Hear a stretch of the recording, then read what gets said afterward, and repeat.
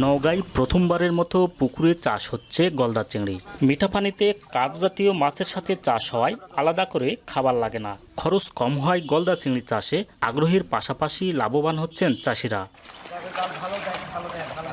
সদর উপজেলা রামরাইপুর গ্রামের মাছ চাষি মোজামেল হক গত 15 বছর কার্প জাতীয় মাছ চাষ করছেন। তবে প্রচলিত চাষে লাভ সীমিত হওয়ায় গত বছর বেসরকারি একটি সংস্থা থেকে গলদা চিংড়ি চাষের উপর প্রশিক্ষণ নেন। প্রশিক্ষণ শেষে তিনি 1 বিঘার পুকুরে মিশ্র পদ্ধতিতে কার্প জাতীয় মাছের সঙ্গে 1,500 পিস গলদা চিংড়ির চাষ শুরু করেন।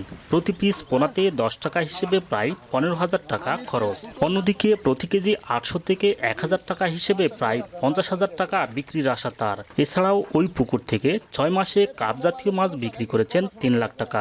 6 মাস আগে আমি এই গলদা চিংড়ি ছাড়ছি, এখন কেজিতে 10 টাকা আসছে। বিক্রি করলে এখান থেকে 50 কেজি মাছ হবে 1,000 টাকা কেজি। এখন বিক্রি করলে আমার 50 কেজি 50,000 টাকা বেচতে পারবো। তাকে দেখে উদ্বুদ্ধ হয়ে সদর উপজেলার চকেনেট এলাকার বাসিন্দা শামীমুর রহমানও মিশ্র পদ্ধতিতে চাষ করছেন 10,000 পিস গলদা চিংড়ির পোনা। আমার এ পর্যন্ত খরচ হয়েছে 1 লক্ষ টাকার মতো। আমি এখান থেকে দেখতেছি আমার একটা লাভ হবে 1 থেকে 1.5 লক্ষ টাকার মতো। অল্প জায়গায় স্বল্প খরচে লাভ হয় বলে চিংড়ি চাষ এলাকায় ব্যাপক সাড়া ফেলেছে। চিংড়ি চাষ সম্ভাবনাময় বলে মনে করেন চাষিরা। আমাদের এলাকার চিংড়ি মাছটা হচ্ছিল না, কারণ ভবিষ্যতে হতে লাগছে, আর ভালো যেন হয়, আরও 10 জন যেন ছাড়া দিতে পারে। অ্যাডিশনাল একটা ইনকামের একটা সোর্স এটা তৈরি হয়েছে।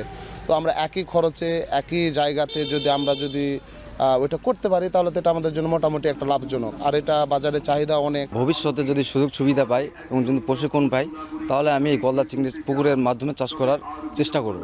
বর্তমানে জেলায় 25 জন চাষি গলদা চিংড়ি চাষ করছেন। মিশ্র পদ্ধতিতে এই মাছ চাষ করে সহজেই অল্প জায়গাতেও ভালো আয় করা সম্ভব বলে মনে করছে মৎস্য বিভাগ।